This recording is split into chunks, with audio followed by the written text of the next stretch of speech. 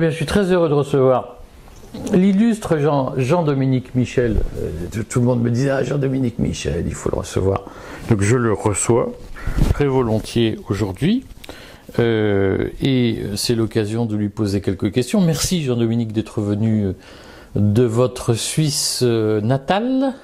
Merci Eric de me recevoir. Et c'est l'occasion d'évoquer un parcours bien entendu extrêmement important dans la résistance, puisqu'au fond vous êtes le neutre de service, si j'ose dire. Vous n'êtes pas pris dans les querelles de la résistance. Vous êtes, reprécisons-le quand même à la base, anthropologue, spécialiste du chamanisme, qui est une discipline tout à fait particulière, mais qui moi me passionne. Et à l'automne 2020, l'été 2020, vous êtes devenu une figure de la résistance. Et je voulais qu'on en parle parce que dans la pratique, il s'est passé quoi en mars 2020 en Europe? Expliquez-nous ce qui s'est passé. Oui, très volontiers. Alors peut-être juste en précisant que je ne suis pas un spécialiste du chamanisme, je suis un spécialiste de la santé, et dans le cadre de cet intérêt pour la santé, j'ai intégré bien sûr la question du chamanisme qui est fondamentale en anthropologie. D'ailleurs, de manière amusante, des fâcheux ont dit « Ah, il s'est intéressé au chamanisme, donc il n'est pas sérieux », alors que tous les anthropologues au monde s'intéressent au chamanisme, a fortiori dans le domaine de la santé. Et puis en fait, mes premières productions ont été extrêmement précoces. J'ai écrit un article reprenant le slogan de Didier Raoult suite à la première étude qui montait une réduction de la charge virale en 5 jours avec la trithérapie marseillaise, qui était une bithérapie à l'époque, qui s'intitulait Covid-19, fin de partie, point d'interrogation, point d'exclamation, où je donnais tous les contours de l'épidémie tels que mes connaissances en santé publique me permettaient de les évaluer. Et donc, disant en substance, c'est une épidémie normale. Elle a une létalité particulière sur des groupes à risque, mais qui représentent un très petit pourcentage de la population. Et les bonnes pratiques en santé publique dans ce genre de cas, c'est de laisser la population vivre le plus normalement possible, laisser les médecins généralistes, avec les moyens du bord et les remèdes disponibles, faire un premier rideau, renforcer la capacité hospitalière, mais surtout ne rien imposer de toutes ces mesures qu'on appelle techniquement non pharmaceutiques, c'est-à-dire les confinements, le port du masque, la distanciation sociale, les systèmes de traçage numérique sur smartphone, dont on sait que ça ne sert à rien, mais que ça provoque énormément de dégâts sur la population. Et donc cet article a fait 4 millions de lectures en quelques jours, notamment repris sur des blogs de Mediapart, et ça m'a jeté un peu dans la lumière. Alors que ça n'est pas mon domaine d'expertise propre, je suis un spécialiste de l'épidémiologie des maladies non transmissibles. Mais ce sont évidemment les mêmes processus de réflexion et les mêmes connaissances accumulées. Donc ça m'a permis d'y voir très clair très rapidement, d'avoir une certaine audience, mais avec une question en retour qui reste poignante à ce jour, c'est qu'est-ce qui fait qu'un anthropologue modeste sur le plan de sa notoriété et de sa crédibilité, et notamment de sa reconnaissance académique, a été le premier à dire des choses vraies, et que tous mes collègues et confrères n'ont pas suivi. Il y a eu un silence dans le monde de la santé publique et de l'épidémiologie et de l'anthropologie médicale qui a été assourdissant pratiquement jusqu'à ce jour, à quelques exceptions près, Dieu merci. Et si vous voulez, c'est comme ça que je suis devenu une figure de la résistance, mais de la résistance au non-sens sanitaire. Ça a été le point de départ. Pour le résumer en quelques mots, on savait ce qu'on avait à faire parfaitement bien. Étant donné le phénomène auquel on était confronté, ça aurait tout à fait suffi pour passer comme une fleur les quelques mois critiques et après n'avoir rien endommagé. Alors que ce qu'on observe aujourd'hui, c'est que ces mesures qu'on savait inefficaces, qui ont été inefficaces et dont on peut valider aujourd'hui qu'elles ont été inefficaces, ont causé des destructions majeures, a fortiori sur le tissu économique et social. Et j'avais prédit le fait qu'il y aurait des dizaines de milliers de faillites de PME, et que si on voulait détruire les forces vives d'un pays, on ne s'y prendrait pas autrement. Ce qui n'était quand même pas a priori la finalité première d'une politique sanitaire. Donc ça a été, si vous voulez, le point de départ de mon opposition, qui était vraiment technique et sanitaire. Et puis après, j'ai vu émerger d'autres motifs qui progressivement m'ont conduit dans le sens d'une opposition ou d'une dissidence beaucoup plus politique ou civilisationnelle, j'ai envie de dire, parce que dès lors qu'on surmonte la première impression que tout ceci a pu se produire par erreur, parce que c'est des gens maladroits ou un peu incompétents à la tête de l'État, ce qu'on s'est tous dit dans un premier temps, eh ben on est obligé malheureusement d'envisager et même de constater qu'il y a un agenda précis qui est mis en œuvre, que ça a été une stratégie du choc comme l'appelle Naomi Klein, mais la succession de répétitions d'erreurs et d'amplification des erreurs dans une direction qui par ailleurs avait été totalement annoncé par exemple par Jacques Attali, par Klaus Schwab du Forum économique mondial ou Bill Gates. Vous voyez, ils disent ouvertement les choses, la réalité suit alors même que c'est surtout pas ce qu'il faudrait faire par rapport aux problèmes invoqués. Donc aujourd'hui, effectivement, je me sens dans une résistance beaucoup plus large. Alors, concrètement, dans cet agenda, il y a quoi ? Alors, c'est un point de questionnement, j'ai envie de dire. Pendant très longtemps, j'ai été très réticent quant aux questions de dire... Alors, comment dirais-je ? Vous savez qu'on s'est tous fait taxer de complotisme, mais évidemment que c'est à mourir de rire. Parce que la corruption, aujourd'hui, est généralisée dans le domaine de la santé. Et qu'est-ce que la corruption, si ce n'est des conspirations et des complots ? Donc, voilà, il y avait quelque chose d'amusant, si ce n'est que malheureusement que ça a eu une portée par rapport à l'opinion publique. C'était une manière de braquer l'opinion qui était paniquée contre des ennemis. Et vous aurez observé qu'on nous a associés même au virus. Donc, au fond, on est les complices du virus qui contribuons à mettre... Voilà, nous sommes le virus. Et ça, évidemment, que c'est extraordinairement efficace en termes d'ingénierie sociale. Maintenant, il y a des conspirations chroniques dans le domaine de la santé, et notamment avec ce phénomène qui a été identifié de longue date, que les politiques de santé ne servent plus l'intérêt de la population, mais des intérêts économiques particuliers, qui ont infiltré toutes les instances de décision. Et c'est pas moi qui le dis, c'est la Chambre des communes britannique, c'est le Sénat français, c'est l'ONU, c'est la Commission européenne, c'est les revues médicales, pour dire que les dés sont pipés et que la priorité d'une réponse sanitaire est de faire fructifier de manière honteuse et au mépris des besoins de la population les intérêts d'une industrie qui est devenue hors de contrôle. Donc ça, on le sait. Et en ce qui me concerne, dans un premier temps, ça a presque été une hypothèse suffisante. Alors il y avait des gens qui me disaient oui, mais il doit y avoir un plan parce qu'on voit que les élites, le gouvernement mondial. Alors j'écoutais ça d'une oreille ouverte parce que c'est important pour moi de ne me fermer à aucune hypothèse. Mais comme je ne suis pas dans mon cœur de métier et de compréhension, vous voyez, j'étais un peu de réticence. Mais l'hypothèse de la corruption, elle est suffisante.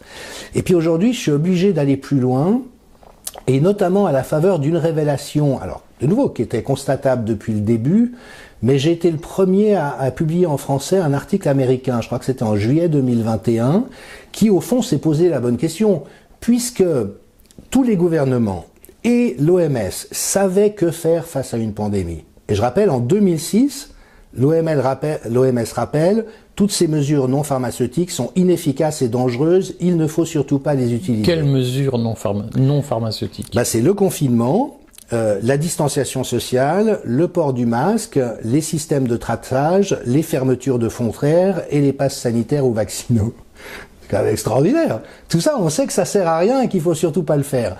C'est dit, renommé en 2006, c'est rappelé dans tous les plans pandémie, et en 2019, l'OMS le rappelle à nouveau. Et donc, qu'est-ce qui fait qu'en février 2020, l'OMS jette tout ça aux orties et dit non, il faut qu'on applique toutes ces mesures qu'on sait être inefficaces et dangereuses.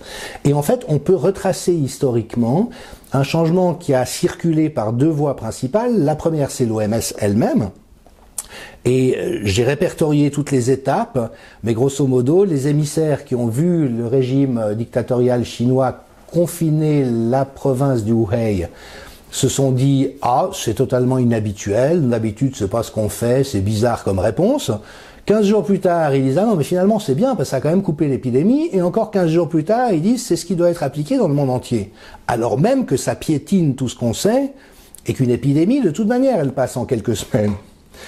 Et puis l'autre voie, donc à partir de ce moment-là, l'OMS a commencé à militer pour ces mesures absurdes et totalement attentatoires aux droits et libertés fondamentales, privées et publiques, mais aussi à la santé publique. Parce que ce dont on est en train d'avoir la confirmation aujourd'hui, c'est que ça a fait flamber les problèmes de santé de manière générique, sans bénéfice sur le Covid, ce qui est quand même pas exactement le résultat qu'on souhaiterait obtenir.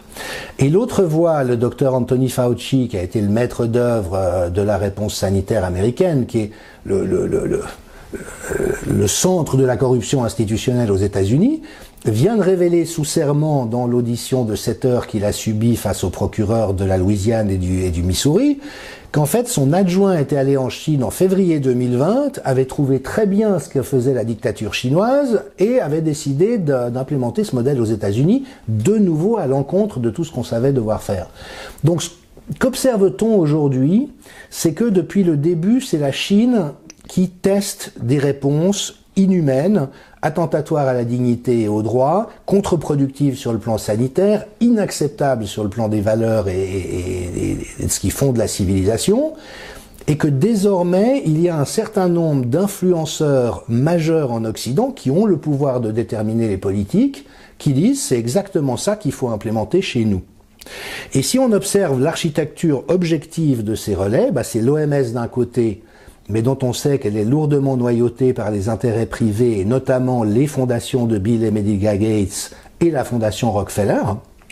Ronnie Broman, ancien président de Médecins sans frontières, a dit récemment la corruption de l'OMS aujourd'hui est monstrueuse entre la Chine, les fondations privées et les laboratoires pharmaceutiques. Donc voilà, et notamment les fondations Gates.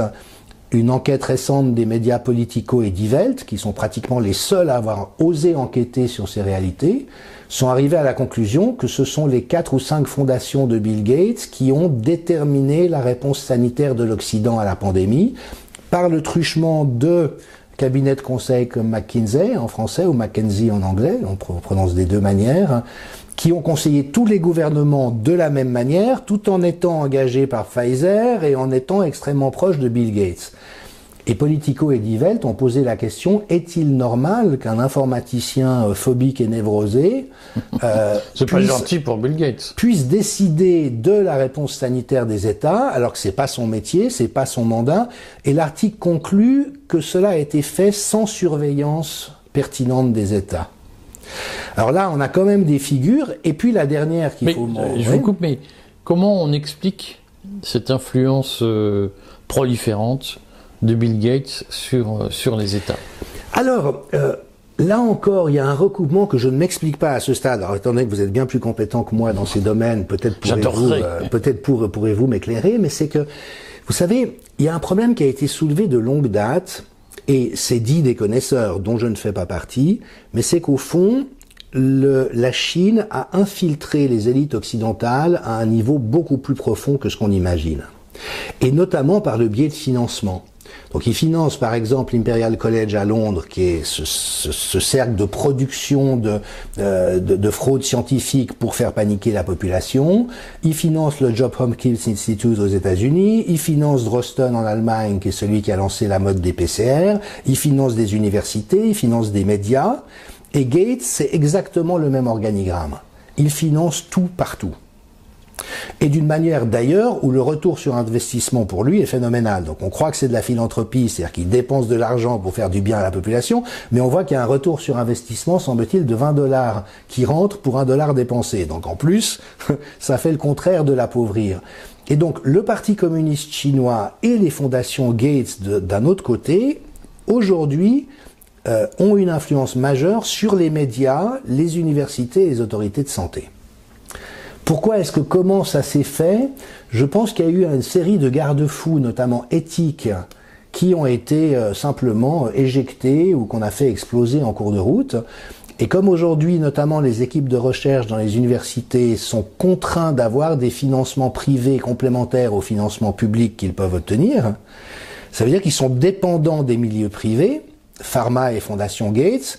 Et évidemment que si en tant que chercheur ou scientifique, vous vous mettez mal par rapport à ces pouvoirs, ça veut dire que votre carrière est grillée. C'est ça la notion de corruption systémique.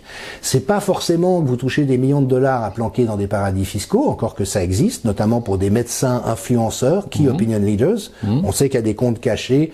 Alors vous savez, il y a ces listings où ils disent Gilbert Deray a touché 50 000 €, Karine Lacombe a touché 20 000 €. En réalité, des bonbons, des sucettes. Des bonbons. Mais ce qu'on sait par ailleurs, c'est qu'il y a des comptes au Panama et aux îles Caïmans et ailleurs où il y a des millions de $ qui sont versés. Donc bon. Oui, mais attendez, parce qu'il faut préciser, nous sommes sous le coup de la loi de 1881. Est-ce que vous nous dites, Jean-Dominique, que Karine Lacombe ou... Non. Absolument ont pas. des comptes au Panama. Non, Il faut être bien précis sur le sujet. Je dis qu'on sait que les Key Opinion Leaders sont souvent achetés par l'industrie pharmaceutique de multiples manières, dont ces comptes au Panama, ou une autre manière que John Virapen, qui est un ancien cadre de chez Lilly pour la Suède, a révélé, qui est vraiment déchirant quand on y pense. Un autre très grand scandale sanitaire qui est en train d'être révélé actuellement, c'est celui qui touche les antidépresseurs. Et notamment, toute une théorie avait été avancée, disant que la dépression était due à une baisse de dopamine dans le cerveau, et donc on a promu des inhibiteurs de recapture de la sérotonine pour rééquilibrer ces systèmes-là, en disant c'est la voie à suivre. C'est quel médicament, par exemple? C'est les antidépresseurs de nouvelle génération, ouais. ISRS. Et ils ont été vendus littéralement comme du chewing-gum à la population, qui va mal, mais pour d'autres raisons, pas à cause d'un déficit de sérotonine. Et récemment, on a pu montrer que cette hypothèse était fausse sur le plan médical. Mais par ailleurs, que quand la science est ramenée aux données honnêtes, le seul impact des antidépresseurs avérés, c'est que ça éteint la libido et ça fait flamber le risque suicidaire, en particulier chez les jeunes. Et ce que John Virapen, dont ça a été le boulot pendant certaines années, avant qu'il se soulage de la conscience en écrivant à ce sujet, a révélé, c'est que quand un jeune qui prenait des antidépresseurs commettait un suicide et qui avait le risque que la presse en parle, des professeurs d'université étaient achetés 50 000 $ la déclaration pour signer un texte fait par les pharmas disant il n'y a aucun lien direct avéré et ce serait une fausse piste que d'imaginer que. Non mais vous imaginez, des profs d'uni qui touchent 50 000 $ pour cacher la réalité d'un risque que la vraie science documente. Donc on est dans un degré de crapulerie. Alors après, je vise personne, parce que je ne sais pas ce qu'il en est de Karine Lacombe ou de Gilbert Doré, mais on sait que des gens qui sont très en vue comme ça touchent parfois, je donne pas de nom, de la corruption directe, mais que de surcroît la corruption indirecte, c'est celle qui fait que si vous vous permettez de révéler, par exemple, juste ce que je suis en train de dire, j'aurais plus aucune chance de faire carrière dans aucune université. Parce que si je m'aliène les milieux privés, ça veut dire que je peux pas faire cette convergence de fonds privés et publics. Et donc ça, c'est des réalités qu'on connaît parfaitement. Concrètement, puisque vous me tendez la perche sur ce sujet, vous, est-ce que vous, dans votre carrière universitaire en Suisse, vous avez souffert de vos prises de position sur le sujet? Oui, bien sûr. Mais cela dit, j'ai eu le nez fin parce qu'au fond, ça fait longtemps que je n'aime pas ce qui se passe dans le milieu académique. Et de surcroît, mon vrai travail, c'est l'anthropologie appliquée à la santé publique. Et ce qu'on voit, c'est qu'aujourd'hui, la plupart des institutions, mais comme beaucoup d'entreprises d'ailleurs, sont devenues très maltraitantes. Et donc on voit tous les indicateurs de souffrance, notamment psychique, augmenter depuis des années. Et a fortiori dans les facultés de médecine ou de psychologie qui sont les moins bien loties. Donc aujourd'hui, il y a une maltraitance systémique dans les facultés de psychologie qui fait que ça met la santé mentale des étudiants en psychologie en difficulté, ce qui est quand même assez extraordinaire sur le plan du principe. Donc si vous voulez, j'ai eu une carrière assez intéressante et prestigieuse dans le sens où j'ai souvent été invité pour présenter mes travaux dans des universités, vu que je crois qu'objectivement ils présentent de l'intérêt, mais j'ai soigneusement veillé à ne jamais être inscrit dans une université pour les raisons que je vous indique, ce qui m'a donné une entière liberté de parole et de mouvement. Cela dit, ma parole un peu contrarienne, comme on dirait en américain, a été extrêmement appréciée jusqu'en 2020. J'étais considéré comme un expert très compétent. J'ai été invité une 50aine de fois à la radio-télévision suisse, plus de 200 fois dans les médias, pour parler de toutes sortes de sujets de société, mais principalement la santé. Un anthropologue s'intéresse aux réalités humaines. Et puis tout d'un coup, je suis devenu quelqu'un dont on doute du CV, qui a probablement menti sur son parcours, dont il faut surtout pas écouter les analyses. Et certains médias très intelligents ont dit c'est un toutologue vu qu'il parle de tout et n'importe quoi. Mais un anthropologue, il parle... Un toutologue, voilà. Parce que effectivement, j'avais parlé de toutes sortes de phénomènes de société. Et donc là, alors oui, il y a eu un peu deux réactions à mon travail. Et notamment un livre que j'ai publié en mai 2020 qui s'appelle Covid-19 anatomie d'une crise sanitaire, dans lequel je décrypte tout ça avec la satisfaction 2 ans et demi plus tard de voir que 98% de ce que j'avais dit est vérifié aujourd'hui. Donc vraiment, j'ai bien vu, mais moi je suis pas particulièrement brillant comme anthropologue, donc la vraie question c'est pourquoi est-ce que tous mes collègues ont mal vu? C'est ça la vraie question, c'est pas que moi j'ai bien vu. Mais dans un premier temps, la réponse de la presse a été plutôt favorable. Dans le registre, il dit des choses vraiment intéressantes, il prend le contre-pied de ce que tout le monde pense, mais c'est documenté, ça vaut la peine de s'y intéresser. Et puis il y a des officines de dark PR, comme on dit techniquement, donc de destruction de réputation, je le sais par des indiscrétions de personnes avisées qui sont au courant, qui se sont mis sur ma piste. Et à ce moment-là, ils font des processus très fins d'analyse de personnalité et de voir si vous avez des casseroles, comment ils peuvent les exploiter, et si vous n'en avez pas, qu'est-ce qu'ils peuvent dire qui apparaîtrait crédible même si c'est faux. Et là, j'ai subi un déluge de feu absolument abominable, mais on m'a traité d'imposteur, de charlatan, de faussaire, on a dit que j'avais menti sur mon CV. Alors, il y a beaucoup de choses dans mon CV, j'avais plein de choses passionnantes, mais il n'y a pas un truc qui est pas vrai. Et là, le vent a tourné, et de moi-même, j'ai démissionné des positions que j'occupais en santé publique pour ne pas fragiliser les organisations pour lesquelles je travaillais, que j'ai en haute estime et qui risquaient de subir le contre-coup, notamment par biais de suppression de subventions ou d'autres tours. Donc j'ai tout quitté pour prendre mon entière liberté de parole et d'expression, ce qui me convient bien. Vous parlez beaucoup dans vos interventions qu'on voit, qui sont toujours excellentes, merci, de montée du totalitarisme. Qu'est-ce que vous pouvez nous dire sur l'épisode totalitaire qu'au fond nous commençons, oui, ou nous avons déjà commencé, oui, à traverser? Alors je partirais peut-être d'une position assez prudente qui est celle de John Ioannidis, qui est un des tout meilleurs épidémiologistes au monde et qui a publié récemment un article que j'ai traduit en français, qui a été republié aussi par Laurent Mucchielli, pour justement faire l'inventaire de l'inutilité des mesures non pharmaceutiques, décrire l'impact délétère que ça a eu sur la société et aborder cette question de la manipulation psychologique. Et lui, ce qu'il dit en substance, c'est qu'il n'y a pas forcément besoin de l'hypothèse de la dérive totalitaire. Mais que ce qu'on a vu en tout cas, c'est que dès lors qu'on a exagéré lourdement le danger que couraient les gens, l'immense majorité de la population a été persuadée d'être en danger de mort. La réalité, c'est que le SARS-CoV-2 en dessous de 70 ans ne vous a fait courir aucun risque différent que la grippe banale. Donc en 2020, vous couriez le même risque en dessous de 70 ans que n'importe quelle autre année. Mais on a tous cru de bonne foi, étant donné les messages bombardés par les médias et les autorités, qu'on était en danger de mort. Et ça, évidemment que ça polarise le champ de conscience d'une manière particulière. Et après, ça génère un effet de masse de tous ceux qui adhèrent à cette narration, qui est agrégée contre un ennemi, mais qui devient extraordinairement intolérante, notamment de la diversité d'opinions et des points de vue. Et avec cette agglomération que vous avez nommée avant, c'est-à-dire que nous devenons des complices du virus. Nous devenons l'ennemi intérieur, ce qui est typique d'ailleurs des mouvements totalitaires, mais qui peut se produire simplement par la manipulation psychologique de la masse. Et donc là, on a vu tous ces processus tout à fait détestables de stigmatisation de certains groupes, les complotistes, alors que des complots, il y en a partout, les anti-vax, alors que c'est pas un vaccin comme les autres et que même les vaccins habituels posent toutes sortes de questions qui vaut la peine de poser. Donc il y a eu comme ça des boucs émissaires, des groupes de boucs émissaires qui ont été désignés, une violence systémique forte, violence mimétique, tout ça est très banal en anthropologie, et avec une censure sur le plan académique et scientifique qui est scandaleuse. Parce que toutes les idées novatrices et intelligentes sont toujours apparues comme étant hérétiques pour commencer.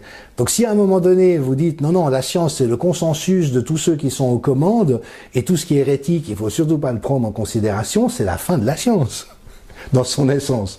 Mais bon, c'est quand même ce à quoi on a assisté. Donc je dirais ça, de nouveau, c'est l'hypothèse à minima.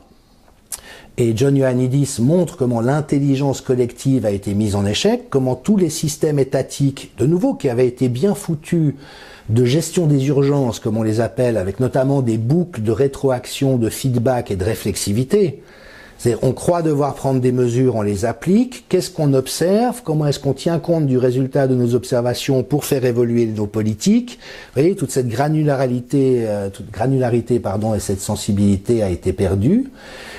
Et puis l'autre hypothèse qui est plus dérangeante, mais dont je suis à titre personnel plutôt convaincu aujourd'hui, c'est l'hypothèse forte pour moi, c'est qu'il y a effectivement des forces de manipulation psychologique et d'ingénierie sociale qui savent ce qu'elles font et qui ont entraîné ce qui a toutes les caractéristiques du déferlement totalitaire. Alors, pour en donner juste les grandes lignes en quelques mots, déjà, il faut savoir que c'est pas un régime. Une dictature ou une tyrannie, c'est des régimes politiques, et notamment la dictature, c'est quand on suspend la répartition normale des pouvoirs entre les trois pouvoirs pour les concentrer dans les mains de l'exécutif. Conseil défense secret de l'Élysée, on est quand même un peu dans ce registre-là. Donc pour moi, on a été dans une dictature sanitaire au sens littéral du terme. Mais le totalitarisme, c'est pas un régime, c'est un système. Et c'est un système qui vise à transformer la population dans sa diversité en une masse homogène, qui pense la même chose, qui est polarisée dans la même direction, et qui s'attaque impitoyablement aux décidants, avec comme particularité complémentaire que ce sont des systèmes délirants. C'est-à-dire qu'ils ne tiennent plus compte de la réalité. Ils sont psychopathologiques. Alors, peut-être pour prendre un peu de recul, Solzhenitsyn en donne un très bel exemple, hélas, dans l'archipel du Goulag, où il expliquait que la planification agricole stalinienne était tellement mal foutue qu'il y avait régulièrement des mauvaises récoltes, mais comme la planification agricole stalinienne ne pouvait pas être mal foutue, il fallait trouver une autre raison, et c'était les saboteurs anti-révolutionnaires qui étaient coupables.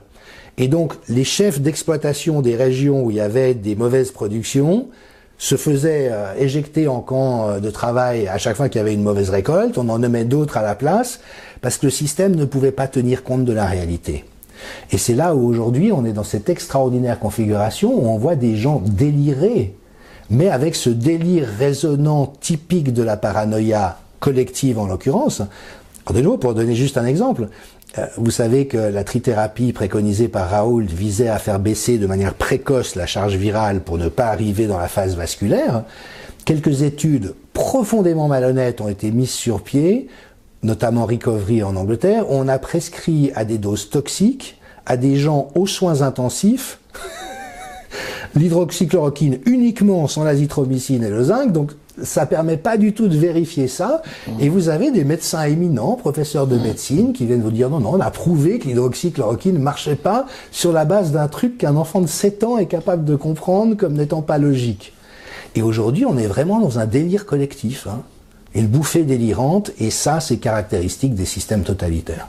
Concrètement, selon vous, et dans ce que vous voyez, Jean-Dominique, le risque de dérive totalitaire, il se présente comment ? Alors, d'une manière qu'un de mes maîtres à penser, Michel Maffezoli, grand observateur de l'imaginaire collectif et... Invité régulier du Courrier. Absolument, c'est comme ça que j'ai découvert le Courrier des stratèges, grâce à Michel Rosenzweig et Michel Maffezoli. Donc, moi qui ai Michel comme patronyme... c'est la République des Michel. Puis, voilà. Mais donc, lui, il signale bien que la fin de ce qu'il appelle les époques, étymologiquement, ça veut dire une parenthèse, c'est des phases d'à peu près 3 siècles dans l'histoire de l'humanité qui se succèdent les unes aux autres, et qu'à la fin d'une époque, on observe un effondrement de la logique qui a fondé cette temporalité et tous les progrès qu'il a été possible de gagner en cours de route, dans des formes de bouffées délirantes où les élites qui sentent inconsciemment qu'elles perdent le pouvoir deviennent dysfonctionnantes, maltraitantes et agissent des stratégies de la peur pour ne pas perdre de pouvoir. Et donc la thèse de Michel Maffezoli, c'est que les grandes valeurs modernes, l'individualisme, le rationalisme, l'utilitarisme, qui ont permis de faire toutes sortes de progrès, donc elles ne sont pas mauvaises en elles-mêmes, mais arrivent dans des logiques toxiques, ce que j'ai vu moi-même, et ça vous parlera peut-être, à travers le New Public Management, qui est pour moi l'exemple type. C'est qu'on a dit, on va rationner... Qui est une école de politique, management, voilà, qui propose des réformes de l'État. Voilà. Et en fait, en appliquant des instruments qui peuvent être justes sur le papier, mais ne le sont pas dans la réalité, et moi je l'ai vu de manière répétée dans les hôpitaux, avec des programmes qui inspiraient de ça, disant on va réduire les coûts sans porter atteinte à la qualité. Mais étant donné que ce sont des systèmes qui sont extraordinairement réducteurs par rapport à la complexité humaine, dans les faits, ce que ça a fait de manière systématique dans ce que j'ai observé, c'est que ça a fait flamber la souffrance au travail du personnel, et les deux conséquences directes de ces processus, enfin de ces réalités, c'est que l'absentéisme explose et que les gens démissionnent, ce qu'on appelle le turnover. Et donc des programmes qui étaient censés, en ce qui concerne les hôpitaux universitaires de Genève, économiser 15 millions de francs, ont généré plus de 45 millions de dommages dans les réalités que j'indique. Donc vous voyez, ça pour moi c'est ce que j'ai appelé l'imbécilité technique. C'est-à-dire que c'est de la technique. En tant que technique, c'est pas forcément bête, mais appliqué à la réalité, c'est imbécile. C'est-à-dire que ça n'est pas en phase et donc ça va à contresens de ce qu'on essaye de produire. Et donc la modernité aujourd'hui, dans sa fin crépusculaire, est en train de devenir toxique. Et d'ailleurs, vous savez aussi que la plupart des méthodes de management décrites comme étant système de qualité ont été en fait inspirées par le management nazi. C'est ce fameux livre « Libre d'obéir ». Et moi, j'ai vu tous ces systèmes se diffuser dans les institutions et l'impact dévastateur sur les personnes. Donc la modernité, vous voyez, est en plein effondrement et en pleine déliquescence, mais les élites au pouvoir entrent dans ces postures complètement déraisonnables, mais qui surtout trahissent leur responsabilité première. Et donc moi, ce qui m'impressionne aujourd'hui, c'est que tous les pouvoirs et toutes les élites, au sens mafézolien, ceux qui ont le pouvoir de dire et de faire, sont en train de trahir leurs responsabilités vis-à-vis de la population, d'abuser la population, de la maltraiter. Donc on voit que la représentation nationale fait vraiment n'importe quoi. L'exécutif est parti dans une dérive tyrannique et malheureusement la personnalité et le profil psychopathologique d'Emmanuel Macron sont un facteur de gravité dans ce processus. Le pouvoir judiciaire démissionne. Les médias ont été achetés par des oligarques et des grands pouvoirs internationaux, donc ils ne jouent plus leur rôle de quatrième pouvoir. L'académie dysfonctionne, les sociétés médicales dysfonctionnent, les syndicats dysfonctionnent. Donc c'est comme si dans le temps que nous vivons, il n'y a plus rien qui tienne la route de ce sur quoi nous nous sommes appuyés tant bien que mal pour faire société. Et c'est une période qui évidemment est d'une part assez terrifiante à cause de ce chaos extrême et vraiment on a l'impression de voler sur la tête, avec quand même des risques de crash, mais là encore vous en savez plus que moi sur les dimensions financières, monétaires et économiques. Mais aussi, comment dirais-je, ce côté que c'est naturel pour la fin d'une époque. Et j'ai eu le plaisir de discuter avec Michel Maffezoli tout récemment. Il me disait ne pas être inquiet. C'est comme ça à la fin de chaque époque. Et cette envie, cette aspiration à une société qui soit beaucoup plus juste, beaucoup plus équitable, pas égalitariste, équitable. Voilà, où les gens qui en ont vraiment besoin soient vraiment aidés, où les gens qui sont vraiment créatifs ou entreprenants puissent avoir l'espace de le faire, où l'État veille à la bonne marche des choses, mais sans devenir bureaucratique ou envahissant, mais sans disparaître non plus pour que ça soit la loi de la jungle entre des groupes multinationaux. Enfin, vous voyez, cette espèce de représentation d'une société de bon sens, où il ferait bon vivre. Et moi qui suis à peu près de la même génération que la vôtre, je rappelle souvent que j'ai grandi dans la France des années 70 et que c'était l'insouciance. C'était la joie de vivre, on vivait bien à cette époque. Et qu'est-ce qui s'est passé en 50 ans? Il y a eu un ensemble de dérèglements, mais au sein de ce mouvement décrit par Maffezoli. Et donc, je dirais que je suis un peu mi-figue, mi-raisin. Je suis mi-optimiste, mi-pessimiste. Chose qui m'inquiète, c'est que j'ai l'impression que pour qu'il y ait vraiment un réveil des consciences, il va quand même falloir aller beaucoup plus loin dans l'atteinte aux personnes et notamment à leurs moyens de subsistance. Mais je me promenais dans Paris, moi qui viens de Genève, et je me disais, mais à quel point le bâti reflète la grandeur qu'a eue la France. Qu'a eu. Et qu'elle n'a plus. Et c'est un écrivain, je ne sais plus lequel, qui disait que le vrai exil, c'est pas de vivre à l'étranger, c'est de vivre dans son pays et ne plus rien reconnaître de ce qu'on y aimait. Et je crois qu'on est là. Alors c'est à la fois très violent, inquiétant, et puis peut-être prometteur d'un renouvellement pour enfin bâtir une société digne de ce nom, qui favorise la créativité individuelle et l'esprit d'entreprise, tout en respectant la dignité et les besoins de chacun, ce bon équilibre qu'on n'a jamais trouvé au fond. Ou peut-être sous De Gaulle, qui quand même disait des choses intéressantes autour de ça, sur la gauche et la droite. Alors il y avait un côté un peu démagogique, mais j'ai l'impression qu'il y avait quand même une représentation d'une famille nationale, au sein de laquelle chacun avait sa place, où il fallait gérer des équilibres, mais veiller à ne pas laisser s'instaurer des déséquilibres trop criants. Est-ce que la Suisse peut être un modèle de reconstruction? Elle aurait pu être, Eric, mais la Suisse n'est plus la Suisse depuis quelques années. Et malheureusement, les 7 sages, comme on les appelle, mais qui se transforment de plus en plus en 7 nains de jardin, donc ce gouvernement collégial, aujourd'hui est totalement asservi à l'OTAN. Donc on a bazardé notre neutralité, mais comme ça, du jour au lendemain. en adoptant des sanctions encore plus fortes que l'Union européenne. Il faut le faire quand même contre la Russie, et en prenant position unilatérale pour l'Ukraine. Moi, je le dis, je suis neutre dans cette affaire. C'est toujours les populations qui meurent quand les chefs d'État décident de faire la guerre. Mais attribuer uniquement à la Russie la responsabilité de ce conflit, c'est complètement absurde et injuste. C'est révoltant même. Il y a tout un historique et où les défaillances européennes dans leur rôle d'arbitre ont été gravissimes. Donc il faut vraiment mettre les choses à plat. Donc la Suisse a bazardé sa neutralité, et maintenant on voit alors le ministre de la Santé et de l'Intérieur qui tombe dans les bras de Klaus Schwab à la première occasion, dont le projet de société, là encore vous en avez parlé beaucoup mieux que moi, est profondément délirant, malsain, inhumain, d'une toxicité épouvantable. Et donc aujourd'hui, la classe politique entière en Suisse, y compris, à part le parti nationaliste, Union démocratique du centre, qui est un peu votre Front National, mais avec des racines agrariennes beaucoup plus lointaines, donc c'est une droite conservatrice, patriotique, qui pour moi, en tant que progressiste, pendant longtemps, a été un peu le repoussoir, mais qui aujourd'hui a défendu les positions les plus raisonnables. Et donc on se retrouve aussi dans cet effondrement du centre. Pasolini l'avait dit, vous savez, moi j'ai fait une courte carrière politique chez les Verts, parce qu'à l'époque ça paraissait être un bon projet, puis il y avait cette ambition de dépasser le débat droite-gauche, pour vraiment réfléchir intelligemment la complexité des choses. Mais je m'aperçois avec horreur qu'aujourd'hui les plus fascistes de tous les partis, c'est les socialistes et les Verts. Les socialistes sont les seuls à avoir imaginé imposer une obligation à la population entière pour un produit expérimental. C'est monstrueux. Et donc on voit cet effondrement du centre qui est devenu fasciste, et du coup c'est les extrêmes qui sont raisonnables, ce qui est exactement le contraire de la configuration politique habituelle. Mais ce qui donnerait raison à Pasolini, qui avant sa mort avait prophétisé « le prochain fascisme sera antifasciste ». Et aujourd'hui c'est cette bien-pensante écolo, bourgeoise, centre-gauche, centre-droite, qui est en train de se laisser aller à adhérer à un projet de société, si on ose appeler ça comme ça, qui est juste monstrueux, mais totalement enivré du fait que c'est la tyrannie, le camp du bien, et donc qu'ils peuvent se permettre toutes les tyrannies. Donc la Suisse, malheureusement, n'est plus un modèle, mais à l'origine, elle l'était. C'était vraiment, vous savez qu'historiquement la Suisse s'est créée en réaction contre le Saint-Empire romain germanique. C'est pas des juges romains ou germaniques qui vont venir juger nos réalités, c'est nous, paysans de montagne. Et donc ces coriaces communautés de montagne ont foutu des trempes aux armées de l'empereur et gagné leur dignité.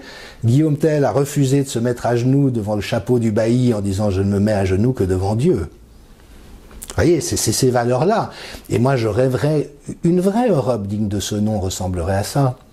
Vous savez, j'ai fait partie d'associations européennes où il y avait des délégués de tous les pays. Mais rien n'est plus génial que quand les Belges sont des Belges, les Italiens des Italiens, des Espagnols des Espagnols, des Suisses des Suisses, des Français des Français. C'est là où on s'éclate. Quand tout est uniformisé à la même aune, standardisé, c'est l'horreur absolue. Donc c'est contre ça qu'il faut résister. Peut-être que le modèle suisse originel, qui a quand même très bien marché pendant plus de 7 siècles, pourrait fournir une base pour finalement cette articulation entre le local et le global. Et finalement, dans la démocratie suisse telle qu'elle s'est constituée avec son système fédéral, il y a le principe de subsidiarité, c'est-à-dire que ne doivent être délégués aux échelons supérieurs que ce que seuls les échelons supérieurs peuvent gérer. Donc par exemple en Suisse, on a 26 cantons et demi-cantons, on a 26 lois sur la santé. Il n'y en a pas une nationale. Parce qu'il n'est pas dit que l'État gère mieux les questions de santé que les cantons. Et donc, vous voyez, le fait de ramener le plus de responsabilités possibles aux communes, aux territoires, aux régions, garder l'échelon national. La fameuse subsidiarité. Voilà. Ben merci Jean-Dominique. Je sais que vous devez rentrer en Suisse, donc je vais vous y aller. À bientôt, j'espère. Merci beaucoup, Eric. Ce sera peut-être l'occasion pour le courrier de se déplacer à Genève pour avoir de plus amples explications de votre part. Avec joie. Merci beaucoup.